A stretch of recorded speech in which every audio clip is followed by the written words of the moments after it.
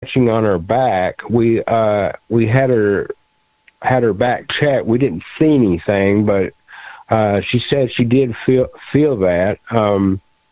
We have been touched before, and definitely been. They want to definitely make their presence known. Yeah, I think a lot of time at least I found in my 30 plus years, a lot of the spirits, they just want to be heard or recognized, and they're frustrated sometimes because, 9 out of 10 people can't see, feel, or hear them. So they're getting desperate to do whatever they can do to try to get your attention. And if people misdrew them as maybe evil spirits, and they're really not, what have you found? Right. You found pretty much same scenario, I'm sure. Yeah. What's the thing? I would completely agree with that. Over our cases, we've gotten a lot of activity, but very rarely something that really just made us think, okay, there could be a lot of issues going on here. Yeah, you just never know. I know people like to jump right off to the worst of the worst, but sometimes it's not. It's just misunderstood or whatever. But what's the best, your favorite piece of equipment that you like to use? You like to use that Connect? We love our Connect. We use that quite a bit. Our newest piece of equipment is the Lovelace 5.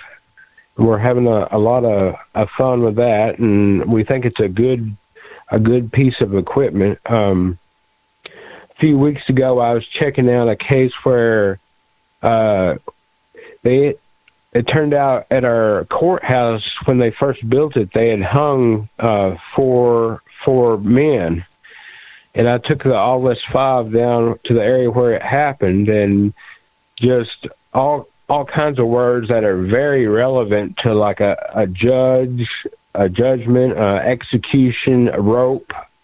Just really interesting words were coming up, and we enjoy the Lovelace 5 quite a bit. We love doing EVPs with our digital audio recorders and going back and downloading them to our laptop and maybe using something like Audacity, the audio program, to try to listen a little closer, but we definitely like our equipment. What's the scariest EVP you ever got? We have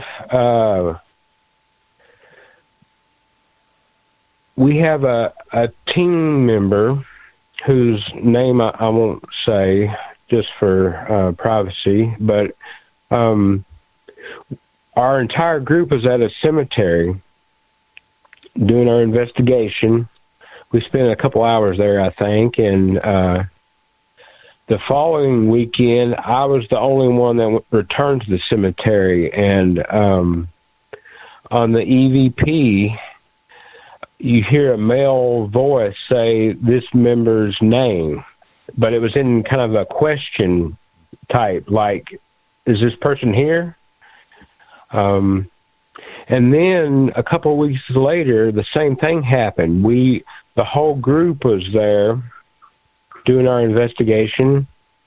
The following weekend, I came back to the same cemetery, and the very same voice again asked for this particular team member. So I thought that was pretty interesting. That's always bone chilling when you get your name come across something like that, or EVP, right. Especially if you get it and they know things that they shouldn't know. That kind of raises your hair, right? So to speak. Yeah. Quite a few of us have heard our names. Do you think that is any cause for concern?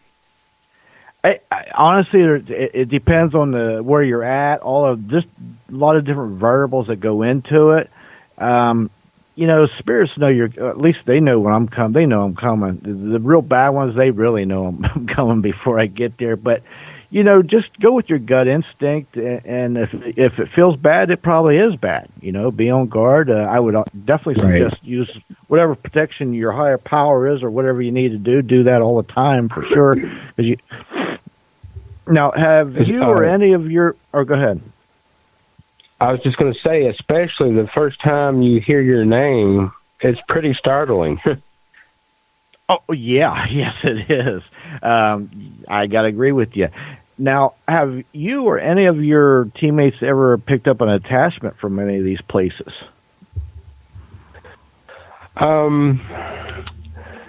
I can only speak for myself, but I was talking earlier about the case of I took the Lovelace 5 to the courthouse, and I was investigating the gentlemen that had been hung, and I had felt fine prior to that, but right in the middle of the investigation, I just felt really weak. I felt like I had a fever, just really all of a sudden, just very, very ill. By the time I got home, I wasn't feeling well at all and just not myself. It took me a couple of days to recover.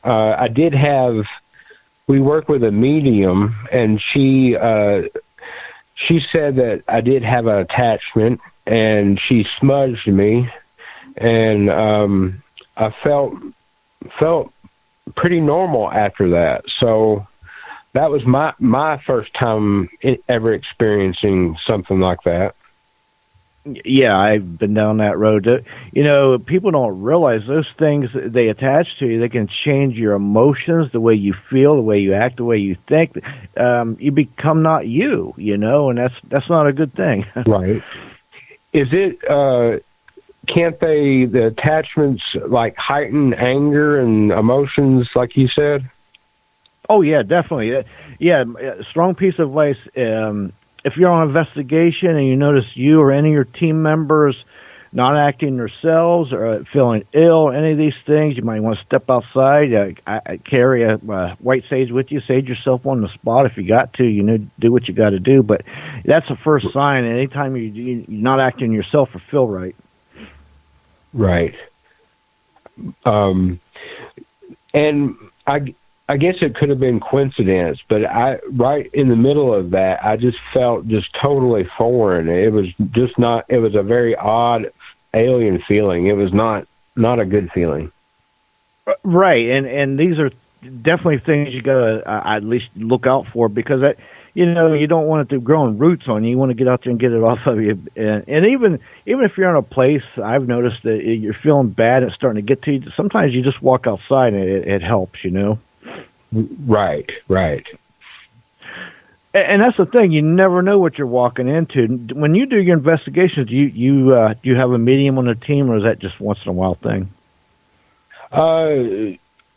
So far, it's just kind of every once in a while, but we are hoping to use her more and more. She's very gifted, and she's been very, very valuable to our team. Mm-hmm. And I'm sure you have a tech specialist and all that. You have a whole good team going on there. So right. What's the scariest investigation you guys have done so far? Well, as far as atmosphere goes, there is a place called St. Ignatius Hospital. It's an old TB sanitarium here in Washington.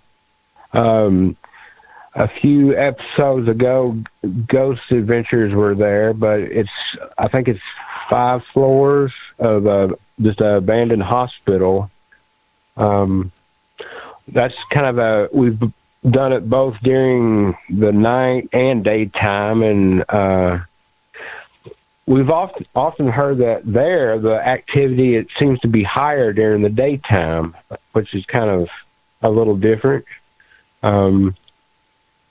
But we really liked that. It's very creepy, and I mean, there's graffiti everywhere. Wheelchairs were left, documents, operating tables were still there. It's very eerie. Yeah, I know the building you're talking about is it's got all the settings to set the mood, doesn't it? Yeah. I know what you're saying. For sure.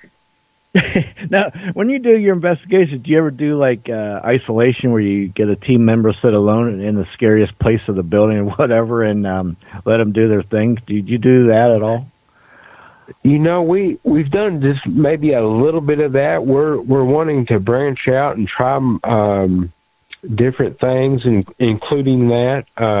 We're always looking for different methods and new ideas. It escapes me the name of it, but we're looking into the idea of you block off your sight and your all your senses that you can, and then you have that person listening to the ghost box. I know what you're talking about there. Yeah, that. So whether it be technology or just new ideas with old techniques, we're always looking for different ways of doing things, hopefully getting better results or different results.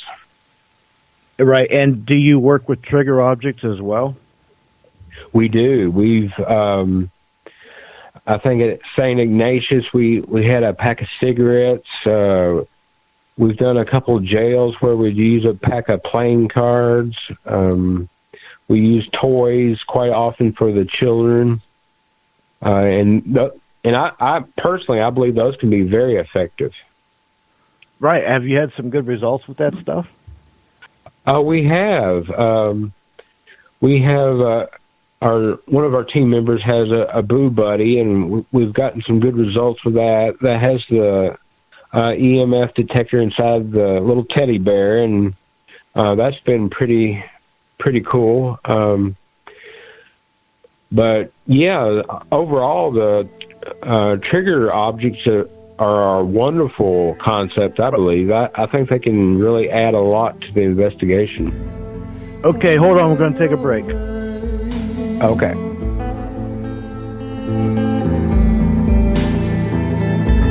She hides like the moon.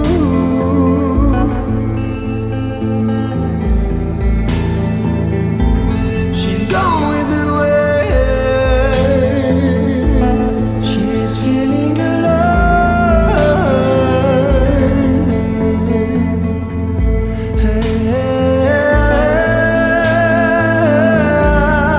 She never looks back.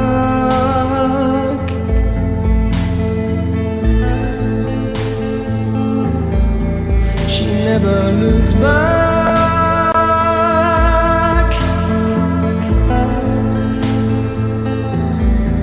She never looks back. Looks back.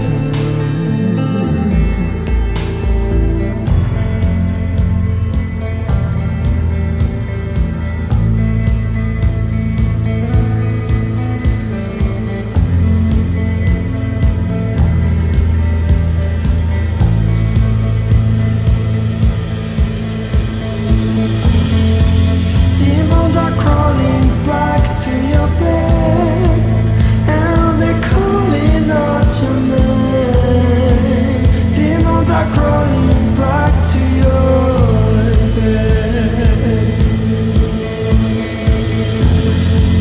Demons are crawling back to your bed, and they're calling out your name.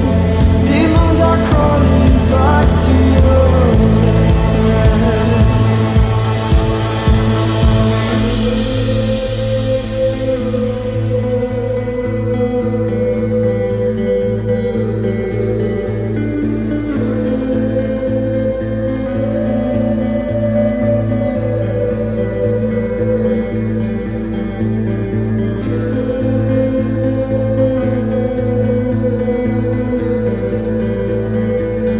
You can advertise your business on Night Dreams Talk Radio, and you will be heard worldwide. Why not contact us at nightdreamstalkradio@gmail.com. Do you have a paranormal story you want to share on Night Dreams Talk Radio? You could be a guest. Email us at nightdreamstalkradio@gmail.com. If you would like to hear Night Dreams Talk Radio on your local radio station, let them know. Tell them to check out www.nightdreamstalkradio.